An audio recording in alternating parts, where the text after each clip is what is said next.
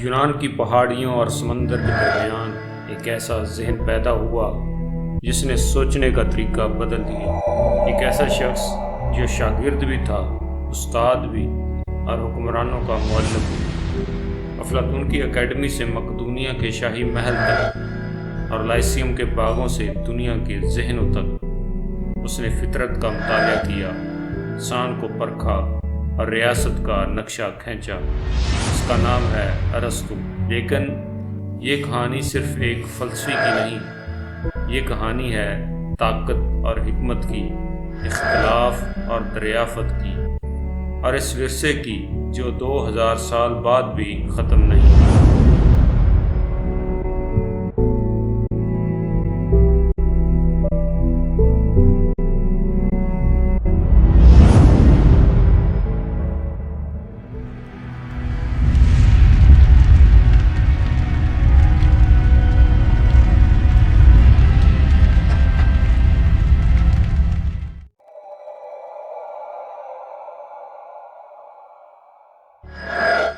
مشہور زمانہ یونانی فلسفی ارسطو کے بارے میں کہا جاتا ہے کہ وہ دنیا کے ہر موضوع پر رائے دے سکتا تھا۔ ارسطو دنیا کا وہ پہلا دانشور تھا جس نے اخلاقیات، حیاتیات، سیاسیات، طبیعیات، نفسیات، منطق اور جمالیات جیسے موضوعات پر لکھا اور ان علوم پر ابتدائی کام کیا۔ ارسطو ایتھن سے 200 میل دور ریاست مقدونیہ کے ایک شہر ستائگرا میں 384 قبل مسیح میں پیدا ہوا۔ اس کا باپ نائکوماشس طبیبوں کی ایک تنظیم انسائکلوپیڈیائی کا رکن تھا، اور ریاست مقدونیہ کے حکمران امائنتس جو اسکندر اعظم کا دادا تھا کا درباری طبیب اور دوست تھا۔ ارسطو ابھی بچہ ہی تھا کہ اس کے والدین کا انتقال ہو گیا۔ ارسطو کی زندگی کا پہلا اہم موڑ 17 سال کی عمر سے شروع ہوتا ہے جب وہ 367 قبل مسیح میں ایتھنز چلا آیا، جہاں اس نے تحصیل علم کی غرض سے افلاطون کی اکیڈمی میں داخلہ لیا اور افلاطون کی شاگردی اختیار کی۔ اگلے 30 سال تک وہ اکیڈمی سے وابستہ رہا، پہلے ایک شاگرد کی حیثیت سے، پھر ایک معلم کے طور پر۔ افلاطون اس کی غیر معمولی ذہانت کی وجہ سے اسے اپنی اکیڈمی کا روح رواں کہا کرتا تھا، لیکن کہتے ہیں کہ علمی سطح پر استاد شاگرد کے خیالات میں مکمل ہم آہنگی موجود نہ تھی۔ اس اکیڈمی کے نصاب میں ریاضی کو غیر معمولی اہمیت دی جاتی تھی۔ اسکندر اعظم کے باپ فیلکوس نے اسے اسکندر کا استاد مقرر کیا تھا۔ اسکندر کو ارسطو نے ہنر پڑھایا، سیاسیات کی تعلیم دی اور ایران دشمن رویہ اپنانے پر اکسایا۔ اگرچہ اسکندر کی تخت نشینی کے بعد وہ شاید ہی اس سے دوبارہ ملا ہو، مگر اسکندر نے ایشیا بھر سے اس کے لیے علمی افادیت کی اشیاء مسلسل یونان بھجوائیں، جن کی مدد سے ارسطو نے دنیا کی پہلی حیاتیاتی اور نباتیاتی تجربہ گاہ قائم کی۔ ارسطو اپنی تحقیق و تدریس میں مصروف تھا کہ 323 قبل مسیح میں اسکندر اعظم کی اچانک وفات کی اطلاع ملی۔ ساتھ ہی اس کے دوستوں نے اسے مطلع کیا کہ اب ایتھنز میں تمہارے لیے خطرہ ہے۔ اسکندر اور مقدونیہ سے تمہارے تعلقات عوام کو تمہارے خلاف ابھارنے کے لیے کافی ہیں۔ یاد کرو کہ سقراط کو کس طرح جھوٹے الزام کی پاداش میں زہر کا پیالہ پینا پڑا تھا۔ اب اگر تمہیں جان عزیز ہے تو فوراً ایتھنز چھوڑ دو۔ اور 62 سال کی عمر میں 323 قبل مسیح میں ارسطو پر کفر و الحاد کا الزام لگایا گیا، لیکن دوستوں کی بروقتی اطلاع اور سقراط کے انجام کو سامنے رکھتے ہوئے اس نے ایتھنز کی آئینی رعایت سے فائدہ اٹھایا اور جلا وطنی کو موت پر ترجیح دیتے ہوئے جزیرہ ایوبیویا کے شہر کالکس میں رہنے لگا۔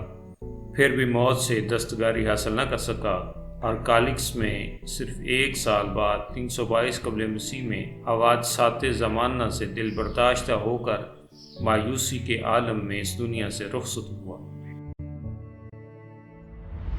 ہمدانی تبحر علم اور خدمات کے لحاظ سے ارسطو تاریخ انسانی میں اپنا ثانی نہیں رکھتا۔ اس کے بارے میں مشہور ہے کہ اس نے کوئی 1000 کتب تصنیف کی، جن میں سے بیشتر زمانے کی دستبرد سے محفوظ نہ رہ سکی۔ ارسطو کا ایک بڑا کارنامہ اسکندر اعظم کی تخت نشینی کے بعد ایتھنز میں رواں درسگاہ اسکول پیریپیٹیٹک کا قیام تھا۔ اس درسگاہ میں قطار در قطار ستون اور باغات تھے جن کے درمیان ارسطو چہل قدمی کرتے ہوئے اپنے شاگردوں کو تعلیم دیتا تھا۔ اس رعایت سے اس درسگاہ میں تعلیم پانے والے مثالی پیریپیٹیٹک کہلاتے تھے۔ اس درسگاہ میں صبح سے دوپہر تک صرف طلبہ کی تدریس کی جاتی تھی، جبکہ سپہر کے وقت عام شہریوں کو بھی درس میں شرکت کی اجازت تھی۔ ارسطو نے اس درسگاہ میں ایک لائبریری اور عجائب گھر بھی قائم کیا تھا۔ سائنسی تحقیق کے لیے بھی سہولیات میسر تھیں۔ اس وجہ سے رواں درسگاہ کی فضا مجموعی طور پر سائنٹیفک زیادہ اور فلسفیانہ کم تھی۔ ارسطو نے اپنے شاگردوں کو تاکید خاص کر رکھی تھی کہ وہ سائنسی نقطہ نظر کے حامل نمونے اکٹھے کریں تاکہ نئے علوم کی بنیاد رکھی جا سکے۔ ارسطو کی سب سے زیادہ شہرت علم الہیات اور اخلاقیات میں ہے۔ اس میدان میں اس کی اہم ترین تصانیف علم الہیات یا میٹافزکس اور نیکومیشین اخلاقیات ہیں، جن میں اس نے زندگی کا حرکی تصور پیش کیا ہے۔ اس کا خیال تھا کہ زندگی ارتقاء، نمو اور خلقی استعداد کی بجا آوری کا نام ہے۔ اس کی کتاب سیاسیات یا پولیٹکس بھی اہم ہے۔ اس میں بھی زندگی کی یہی حرکی تصویر کار فرما ہے۔ ارسطو کی فتان سائنس اور فلسفہ کے ساتھ ساتھ ادب کا بھی احاطہ کرتی ہے۔ اس شعبے میں ارسطو کی دو تصانیف اہم ہیں۔ ایک شعریات یا پوئٹکس ہے جو آج بھی ادب کے طلبہ کے لیے ضروری سمجھی جاتی ہے، اور دوسری ریٹورک ہے جس کا موضوع خطابت پردازی ہے۔ علم الحیاتیات پر بھی ارسطو کی دو تصانیف ہیں، ایک حیوانات کے اجزاء جسمانی پر اور دوسری تاریخ حیوانات۔ اس کتاب میں دیے گئے زمینی ارتقاء کے بارے میں اس کے خیالات ابھی بھی قابل قبول سمجھے جاتے ہیں، جن میں سطح زمین کے اوپر پہاڑوں کے ابھرنے، موسموں کے تغیر و تبدل سے ان کی ٹوٹ پھوٹ اور سطح کا برابر ہو کر پہاڑوں کا پھر سمندر سے مل جانا شامل ہے۔ ارسطو کے خزانہ علم سے ہم نے آج کتاب سیاسیات یا پولیٹکس کو منتخب کیا ہے۔ آئیے اس کا ایک جائزہ لینے کی کوشش کرتے ہیں۔ ارسطو کی سیاسیات۔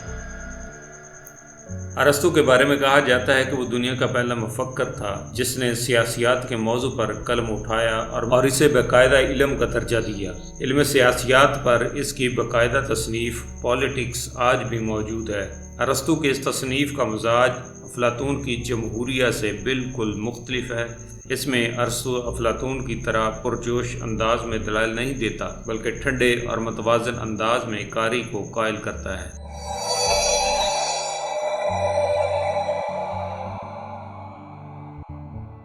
پولیٹکس 8 کتابوں پر مشتمل ہے۔ ان 8 حصوں میں ارسطو نے ہر معاملے کو شہری ریاست کے حوالے سے دیکھا ہے۔ ارسطو نے اس کتاب میں انسان کو ایک سیاسی حیوان قرار دیا ہے۔ اس اصطلاح سے ارسطو کی مراد مدنی الطبع جاندار ہے۔ انسان کی یہی خصوصیت اس نے پہلی کتاب میں اس طرح پیش کی ہے کہ گھر ہو یا گاؤں یا شہری ریاست، سب کے قیام میں انسان کے مدنی الطبع ہونے کا جذبہ، اشتراک کی خواہش اور ضرورت کو دخل ہے۔ اسی کتاب میں غلاموں کے مسئلے پر بھی روشنی ڈالی گئی ہے اور اموال کے حاصل کرنے کے جائز اور ناجائز طریقوں پر بحث کی ہے۔ دوسری کتاب ایک تاریخی جائزہ ہے جس میں ارسطو نے افلاطون کے سیاسی افکار پر بھرپور تنقید کرتے ہوئے اسپارٹا، کریٹ اور کرتاجنا کے آئین خصوصی طور پر زیر بحث لائے ہیں۔ تیسری کتاب سیاسی مسائل، ثواب اور ناثواب آئینوں پر بحث کے لیے مخصوص ہے۔ اس کے بعد ارسطو نے مختلف قسم کی حکومتوں اور حکمران کے بعد جماعتوں کا ذکر کیا ہے اور ساتھ ہی ان کے خصائص پر بحث کی ہے۔ ارسطو یہ بھی بتاتا ہے کہ انقلاب کیوں اور کس طرح آتے ہیں، ان سے بچنے کا طریقہ بھی بتا دیا ہے اور مختلف سیاسی نظاموں کو برقرار رکھنے کے طریقے پر بھی روشنی ڈالی ہے۔ ارسطو کے وضع کردہ قوانین اور اصول سیاسیات سے آج بھی اس طرح استفادہ کیا جا سکتا ہے جس طرح زمانہ قدیم میں کیا جاتا تھا۔ ارسطو کے جمہوریت کے بارے میں خیالات اور نظریات آج بھی قابل توجہ ہیں۔ اس کے نزدیک اجتماعی فیصلے انفرادی فیصلوں سے زیادہ سود مند ہوتے ہیں۔ ساتھ ہی وہ قوانین کی بالادستی پر زور دیتا ہے اور بتاتا ہے کہ قانون کی برتری سے ریاست میں امن و انصاف کی فضا قائم کی جا سکتی ہے۔ اپنی اس تصنیف میں ارسطو نے آج سے 2400 سال پہلے سیاسیات کے ایک باقاعدہ سائنس بن جانے کے امکانات پیش کیے تھے۔ آج تقریباً یہ علم ایک باقاعدہ سائنس کا درجہ حاصل کر چکا ہے اور اس کے بارے میں ارسطو کی پیشن گوئی حرف بحرف سچ ثابت ہوئی ہے۔